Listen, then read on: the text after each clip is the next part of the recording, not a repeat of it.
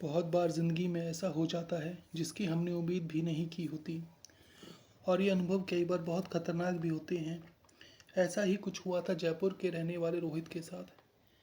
तो दोस्तों, कैसे हैं आप? आशा करता हूँ आप स्वस्थ होंगे।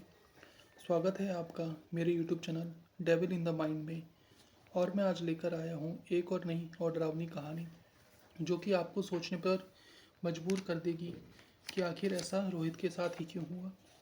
ये कहानी मुझे जयपुर से रोहित के चचेरे भाई ने भेजी है। मैं उसका नाम तो आपको नहीं बता सकता, मगर जो कुछ भी रोहित के साथ हुआ उसका सारा सच मैं आपको इस कहानी में बताने जा रहा हूँ। मेरा नाम रोहित है और मैं 24 बरस का हूँ। मैं साइंस में ग्रेजुएशन की है और जयपुर से ही एमबीए भी की है। जयपुर की ही एक दवा मैन्युफैक्चरिंग कंपनी में जॉब भी मिल गई है। मैं अपने घर का इकलौता लड़का हूँ। जैसा कि हर घर में होता है, मेरी माँ मुझे बहुत प्यार करती है और मेरे पापा मुझे हमेशा डांटते रहते हैं। वो हमेशा मुझे मेरे भविष्य को लेकर कुछ ना कुछ सुनाते ही रहते हैं, मगर मैं जानता हूँ वो मुझसे बहुत प्यार करते हैं। जब मैं 10वीं में था तो बारिश में ज़्यादा नहाने की वजह से मैं बीमार हो गया था। मुझे रात भर बुखार रहा। मेरे पापा रात भर मेरे पास बैठे रहे और मुझे सर पर पानी की पट्टी करते रहे। अगली सुबह जब मैं उठा तो मेरा बुखार भी उतर चुका था। बस फिर क्या था, हो गए मेरे पापा शुरू। बहुत डांटा, पर जब मम्मी ने कहा कि इतना ही गुस्सा है तो रात भर क्यों नहीं सोए, इस पर मेरे पापा साफ साफ मुकर गए। कहने लगे वो तो मुझे ऐसे ही नींद नहीं आ रही थी। मगर मैं जानता था वो मुझसे बहुत प्यार करते हैं, मगर कभी जताते नहीं। मेरी मम्मी हमेशा मेरी ही साइड लेती है। बहुत खुश थे हम लोग जब तक वो मनोज दिन नहीं आ गया। वो जुलाई का एक आम दिन था। सुबह से ही बारिश हो रही थी। मेरे मम्मी पापा किसी रिश्तेदार के यहाँ गए हुए थे। ज़्यादा बारिश की वजह से मैं भी ऑफिस नहीं गया था। मैं घर पर बैठा टीवी देख रहा था। हमारी गली में कोई 20 घर होंगे। हमारा घर ठीक बीच में था। हमारे मोहल्ले के पास दूसरे घर थोड़ी दूरी से शुरू होते थे। बारिश इतनी ज़्यादा थी कि कोई भी अपने घर से बाहर नहीं निकल रहा था। मैंने घर का दरवाज़ा खुला ही छोड़ा हुआ था। हमारी गली के आखिर में बना हुआ घर छब्बन लाल का था। वो मुझसे कोई 15-20 साल बड़े होंगे। हम उन्हें छोटी भैया बोला करते थे। वैसे तो वो एक आम आदमी ही थे, मगर एक साल पहले वो दुबई से वापस आए थे और उसके बाद से ही उन्होंने चौकी लगाना शुरू कर दिया था। जो लोग चौकी नहीं समझते उन्हें बता देता हूँ। चौकी में कोई संत या बाबा अपने इष्ट देव का आह्वान करता है और जब वो देव उसके शरीर में प्रवेश कर जाते हैं तब वो लोगों को उनके दुखों को दूर करने का उपाय बताता है। वो भी हर गुरुवार को चौकी लगाया करते थे। उनके पास बहुत लोग आया करते थे। बहुत बार तो रात रात भर जागरण चलता रहता था। वैसे तो मैं इन सब चीज़ों पर यकीन नहीं करता, मगर एक बार मैं उनकी चौकी देखने ज़रूर गया था। वो एक आसन पर बैठे थे जो कि कोई आधा फुट ही ऊंचा होगा। उन्होंने नॉर्मल पैंट शर्ट ही पहन रखी थी और एक हाथ में 4 से 5 सिगरेट जला रखी थी। उनके आसपास इतना धुआं था जैसे कि उन्होंने कम से कम 2 से 3 पैकेट सिगरेट तो पी ही ली होंगी। उनके सामने एक लड़की बाल खोले बैठी थी। उसका सर नीचे था और बदन बिल्कुल ढीला पड़ चुका था। उसके आसपास उसके माँ बाप भी हाथ जोड़े बैठे थे। वहाँ करीबन 40 से 50 लोग तो होंगे ही। छोटी भैया कुछ मंत्र पढ़ रहे थे। सिगरेट का धुआं उस लड़की पर फूंक रहे थे। हर 1 से 2 मिनट में वो लड़की चीखने चिल्लाने लगती और फिर शांत हो जाती। आश्चर्य की बात है, वो लड़की काफ़ी पतली दुबली थी, मगर जब वो उस चीज़ के वश में आती जिसके लिए उसके घर वाले उसे यहाँ लाए थे, तो उसमें बड़ी ताकत आ जाती। मैंने देखा वो छोटी भैया को चौकी समेत बैठे बैठे ही उठा कर वापस पटक रही थी और बहुत ज़्यादा गाली दे रही थी। वो बस कुछ ही शब्द हिंदी में बोल रही थी, बाकी के शब्द शायद किसी बहुत पुरानी बोली में लग रहे थे। वो बोली लग तो राजस्थान की रही थी, मगर मैं उस बोली को नहीं जानता था। मैं एक आम यंगस्टर की तरह इन सब में नहीं मानता था। मेरे लिए तो ये सब अंधविश्वास ही था। मुझे ऐसा लग रहा था जैसे छोटी भैया ने कुछ गड़बड़ की है। मैं काफ़ी देर तक ये सब देखता रहा। फिर मैं हंसता हुआ वहाँ से आ गया। मुझे नहीं पता था वो लड़की मुझे जाता हुआ देख रही थी। आज उस बात को कोई 15 दिन हो चुके हैं। मैं तो वो सब भूल भी गया था। बारिश सुबह से ही हो रही थी और बादल भी काफ़ी घने थे। अभी दिन के 12 बजे थे, मगर ऐसा लग रहा था जैसे रात के 8 बज रहे हों। साथ ही बीच बीच में बिजली भी चमक रही थी। बिजली का शोर इतना ज़्यादा था कि लग रहा था कि बादल अभी फट पड़ेगा। मैं काफ़ी खुश था। मुझे बारिश काफ़ी पसंद थी। मैं खुशी खुशी खाना बनाने की तैयारी कर रहा था। बारिश के मौसम में कढ़ी चावल। मम्मी पापा अगले ही दिन आने वाले थे, इसलिए मैं बस अपने लिए ही खाना बना रहा था। अचानक मेरे घर के दरवाजे पर किसी की दस्तक हुई। बारिश का शोर इतना था कि मुझे साफ साफ सुनाई नहीं दिया, मगर शायद वो काफ़ी देर से दरवाज़ा खटखटा रहा था। मैंने बाहर आकर देखा तो वो एक लड़की थी, शायद 18 से 19 साल की होगी। वो पूरी तरह भीग चुकी थी। वो दरवाजे पर ही खड़ी थी। मैं उसे देखकर पूरी तरह चौंक गया। काफ़ी देर तक तो मैं यही सोचता रहा कि वो कौन है। कहीं हमारी कोई रिश्तेदार तो नहीं, या फिर कोई पड़ोस में आई हो मगर घर भूल गई हो। मैंने उससे पूछा, आप कौन है, किससे मिलना है। वो शांत खड़ी हुई थी। ना तो वो हंस रही थी ना ही वो रो रही थी। उसका चेहरा कुछ अजीब सा ही लग रहा था। उसके चेहरे पर एक छोटी सी मुस्कान थी। मैंने उसे ध्यान से देखा। वो पतले दुबले बदन की थी, मगर कमज़ोर नहीं। वो काफ़ी सुंदर थी, मगर उसकी वो मुस्कान काफ़ी अजीब थी। ऐसा लग रहा था जैसा वो भाव उसके चेहरे पर आकर रुक गया है। उसका चेहरा काफ़ी स्थिर था। मैंने उससे फिर पूछा, कौन हो तुम? वो धीरे से बोली, मेरा नाम पूजा है। मैं रास्ता भूल गई हूँ। मुझे पटेल नगर जाना है। पटेल नगर हमारे मोहल्ले से कोई 500 मीटर की दूरी पर है, पर शायद ज़्यादा बारिश की वजह से वो यहीं रुक गई। मैं ध्यान से उसके चेहरे को देख रहा था। बात करते समय भी उसका चेहरे के भाव नहीं बदल रहे थे। ये काफ़ी अजीब था। मैंने गली में देखा। गली में कोई कोई नहीं था। मैंने उससे अंदर आने का इशारा किया। हमारे घर में एंटर करते ही हॉल था और हॉल के पीछे किचन था। उसे बैठाकर मुझे याद आया, मैंने तो गैस पर कड़ी रखी हुई है। मैंने बोला, मैं बस 1 मिनट में आता हूँ। मैं भागकर किचन में गया। खाना बन चुका था। मैं वापस हॉल में आ गया। वो लड़की वहाँ बैठी नहीं थी। मैंने देखा वो सामने वाली दीवार के पास खड़ी है और हमारी फैमिली फ़ोटो देख रही है। मैंने ध्यान दिया, वो उस फ़ोटो में मेरी फ़ोटो को ही ध्यान से देख रही थी। मैंने उससे पूछा, पूजा जी, अगर आपके पास आपके रिश्तेदारों का कोई नंबर हो तो मुझे दे दीजिए। मैं उन्हें फ़ोन करके यहाँ बुला लेता हूँ। उसने बिना मुड़े ही ना में जवाब दिया। मैंने फिर पूछा, ओके, आप भीग चुकी हैं, मैं आपके लिए चाय बना देता हूँ। वो मेरी तरफ पलटी, वही मुस्कान। मैं यह तो नहीं कहूँगा कि मैं उससे डर रहा था, मगर उसकी ये मुस्कान मुझे विचलित ज़रूर कर रही थी। उसने हाँ में जवाब दिया। मैं उसे एक टॉवल देकर चाय बनाने चला गया। 5 मिनट बाद मैं चाय लेकर आया। वो अभी भी वहीं खड़ी उस फोटो को देख रही थी। मैंने उससे कहा, चाय तैयार है, आप चाय पी लीजिए और अपने बाल सुखा लीजिए, नहीं तो ठंड लग जाएगी। वो चुपचाप आकर सोफे पर बैठ गई और मैं भी चाय लेकर उसके सामने बैठ गया। मैंने उससे फिर पूछा, आप इतनी बारिश में यहाँ क्या कर रही हैं? क्या आप अकेली ही जा रही थी? आपके साथ कोई नहीं? उसने जवाब दिया, मैं अभी यहीं रहती हूँ। मुझे यह जगह काफ़ी पसंद है। मेरे साथ कोई नहीं है। मैं अकेली ही हूँ। उसकी आवाज़ उसकी उम्र के हिसाब से थोड़ा ज़्यादा भारी थी। ऐसा लग रहा था जैसे कोई 30 से 35 साल की औरत बोल रही है। मैंने अपनी चाय ख़त्म की। वो भी चाय पी चुकी थी। मैं थोड़ा देर तक खामोश रहा। मुझे डर था कि अगर कोई घर में आया तो क्या सोचेगा। मैं उठकर फिर गली में देखने गया। गली में अभी भी कोई नहीं था। काफ़ी अंधेरा सा हो रहा था। मैंने दरवाजे को पूरी तरह खोल दिया। मैं वापस मुड़ा तो देखा पूजा सोफे पर नहीं थी।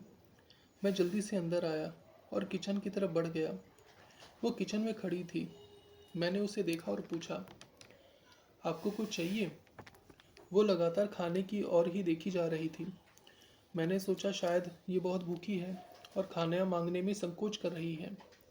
मैंने उससे कहा, आप जाकर हॉल में बैठ जाइए, मैं आपके लिए खाना लेकर आता हूँ। वो मेरी तरफ देखते हुए हॉल में चली गई। मैंने 3 आदमियों का खाना बनाया था, यह सोचकर कि अभी और रात दोनों का काम हो जाएगा। मैंने उसके लिए एक थाली में कड़ी चावल डाला और उसे देकर बोला, आप बेफिक्र होकर खाइए। बारिश रुकने में अभी काफ़ी समय लगेगा, शर्माइएगा नहीं। अगर और भूख लगे तो बता देना। यह बोलकर मैं उसके लिए पानी लेने चला गया। आकर देखा तो वो सारा खाना खा चुकी थी। मैंने उससे फिर पूछा, और खाएंगी आप? उसने फिर गर्दन हिलाकर हाँ में जवाब दे दिया। खाना ज़्यादा तो नहीं था, मगर उसे देखकर लगता नहीं था कि वो इतना सारा खाना खा लेगी। मैं किचन में जाकर उसके लिए 1 प्लेट चावल और ले आया। उसने 2 मिनट में ही वो सारा खाना खा लिया। मैं 1 प्लेट और ले आया, वो उसे भी खा गई। और मैं आश्चर्य में था, एक 18 से 19 साल की पतली दुबली सी लड़की इतना खाना कैसे खा सकती है? मैं खड़ा हुआ, उसे ही देख रहा था। उसने अपना सिर ऊपर उठाया और बोला, खाना बड़ा स्वाद था। मैं उसे थैंक यू बोला। अब दिन के 2 बज चुके थे। खाना तो ख़त्म हो ही गया था। मैं अपने लिए कुछ बिस्कुट लेकर आया और उसके पास बैठ गया। वो अपनी तरफ से कुछ नहीं बोल रही थी, बस मेरी बातों का जवाब ही दे रही थी। मैंने उससे फिर पूछा, आप कहाँ की रहने वाली हैं और यहाँ कैसे पहुँची? आप कब से हैं यहाँ? उसने बड़े ध्यान से मेरी तरफ देखा और बोला, कुलधारा। कुलधारा राजस्थान की एक हॉन्टेड जगह है, जहाँ आज कोई नहीं रहता। उसके बाद कुछ बोलने लगी।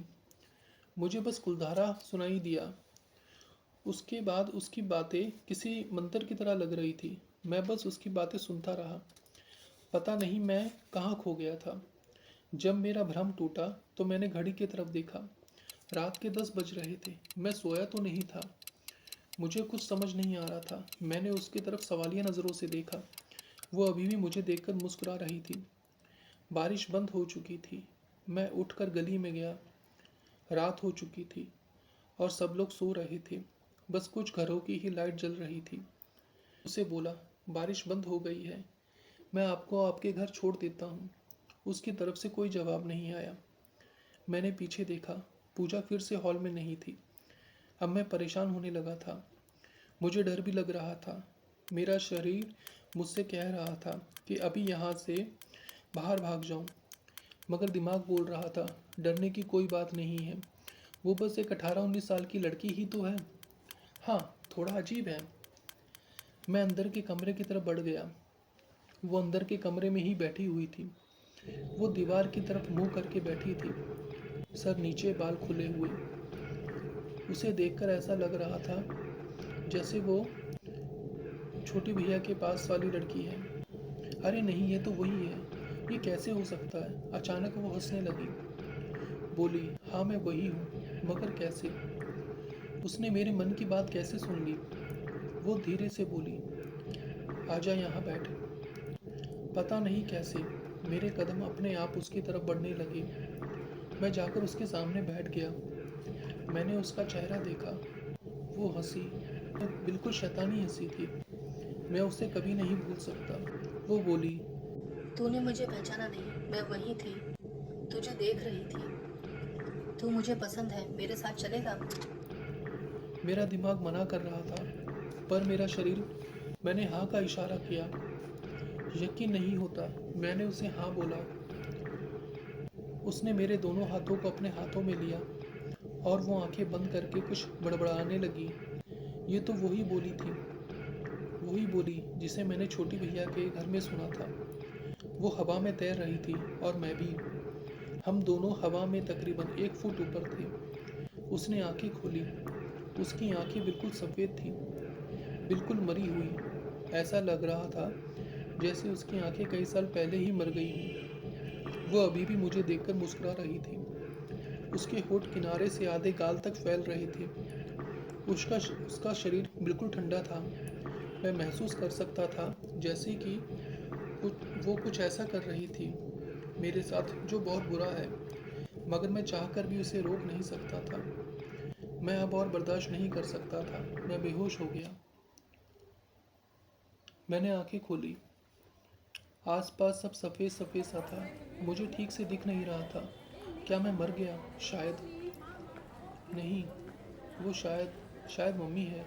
हाँ, वो मम्मी ही है। पापा, हाँ पापा भी है। मम्मी रो रही है और पापा भी। आज मैंने पहली बार अपने पापा को रोते हुए देखा था। मम्मी, बेटा तू कैसा है? क्या हो गया था? मैंने पूछा। मम्मी मैं कहाँ हूँ? पापा ने जवाब दिया, हॉस्पिटल में। मैंने फिर पूछा, कब से? और आप कब आए? पापा ने कहा, आज 10 दिन हो गए हैं। हम अगली सुबह घर आए तो देखा तू घर में बेहोश है। हम बहुत डर गए थे। डॉक्टरों ने बहुत कोशिश की तुझे होश में लाने की, मगर तू होश में नहीं आया। ऐसा लग रहा था जैसे तू सो रहा है और कोई सपना देख रहा है। इतने में डॉक्टर वहाँ जाते हैं। वो मेरे हाथों में लगी हुई ड्रिप को चेक करते हुए पूछते हैं, रोहित अब कैसा लग रहा है? मैंने हाँ में सिर हिला दिया। उन्होंने मेरी बाकी की रिपोर्ट चेक की और मेरे पापा को समझाते हुए कमरे से बाहर ले गए। पापा और डॉक्टर के बाहर जाते ही मम्मी मुझे प्यार करते हुए बोली, ये डॉक्टरों को तो कुछ समझ नहीं आ रहा था। 3-4 दिन तक बस टेस्ट पे टेस्ट करते रहे। वो तो मैंने छप्पन को बुलाया। उसने कोई पूजा की, तंत्र किया, तब जाकर कहीं तेरी सेहत में सुधार हुआ। अगर ये बात मम्मी ने 10 से 12 दिन पहले की होती तो शायद मैं हंस देता, मगर अब नहीं। मैं इतना सब देख चुका था कि अब सब कुछ सच ही लग रहा था। मैं काफ़ी कमज़ोर था। मुझे थोड़ी देर में ही नींद आने लगी। मम्मी मेरे सर पर हाथ फेर रही थी। मैं कब सो गया मुझे पता ही नहीं चला। अगला दिन। अब मैं काफ़ी बेहतर महसूस कर रहा था। आज मैंने थोड़ा नाश्ता भी किया। मम्मी पापा बहुत खुश थे। विजिटिंग हॉल में पूरा मोहल्ला ही आ गया था। हॉस्पिटल के स्टाफ ने बड़ी मुश्किल से लोगों को बाहर निकाला। फिर शाम को छोटी भैया भी आ गए। मैं अब बैठ पा रहा था। उन्हें देखकर मैंने नमस्ते की। अब उनकी इज्जत मेरी नज़रों में काफ़ी बढ़ चुकी थी। उन्होंने मेरे पास बैठते हुए पूछा, रोहित अब कैसा लग रहा है? तुझे कुछ याद है? मम्मी पापा छोटी भैया का इशारा पाकर कमरे से बाहर चले गए। छोटी भैया ने फिर से पूछा। रोहित कुछ याद है? मैं उन्हें देख रहा था, याद करने की कोशिश कर रहा था।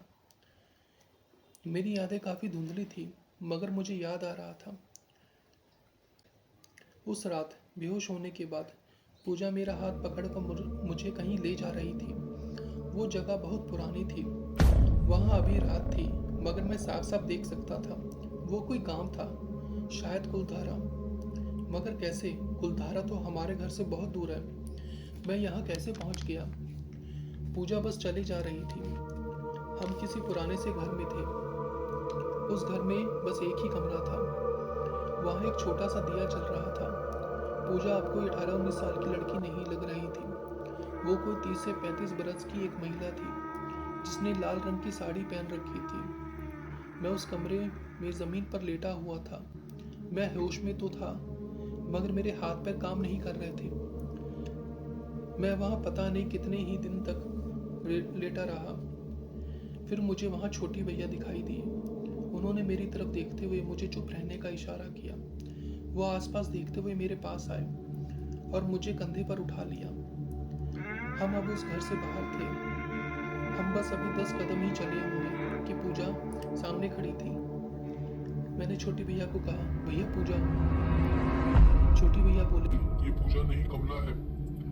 पूजा तो वो लड़की थी जिसके शरीर पर इसने कब्जा कर रखा था। उसे देखते ही भैया ने अपने थैले में से भभूत निकाली और उसके ऊपर फेंक दी। भभूत की वजह से वो चिल्लाने लगी। भैया ने फिर जल्दी से भगवान शिव की मूर्ति निकाली और उसके आगे रख दी। भगवान शिव के चमत्कार से वो वहीं तड़पने लगी। मैं और भैया वहाँ से तुरंत भाग पड़े। उस गांव से बाहर आकर भैया मुझे एक चक्र के अंदर ले आए और फिर देखते ही देखते हम वहाँ से दूर जाने लगे। मैं अब अस्पताल में था और भैया मेरे आगे खड़े थे। मैंने उनकी तरफ मुस्कुराते हुए कहा, हाँ मुझे सब याद है। भैया भी मुस्कुराते हुए वहाँ से चले गए। उस हादसे को अब 1 महीना हो चुका है। इस बीच हमारे घर में सारे रिश्तेदारों का आना जाना लगा रहा। सबको मम्मी पापा ने यही बताया कि मुझे बारिश में भीगने की वजह से वायरल हो गया था, पर सच तो मैं ही जानता था। मम्मी पापा को सारी बातें नहीं पता थी। छोटी भैया कहीं बाहर गए हुए थे। मुझसे मिलने मेरा चचेरा भाई सुमित भी आया था। कुछ दिन बाद छोटी भैया वापस आ गए। मैं तुरंत ही उनसे मिलने पहुंच गया।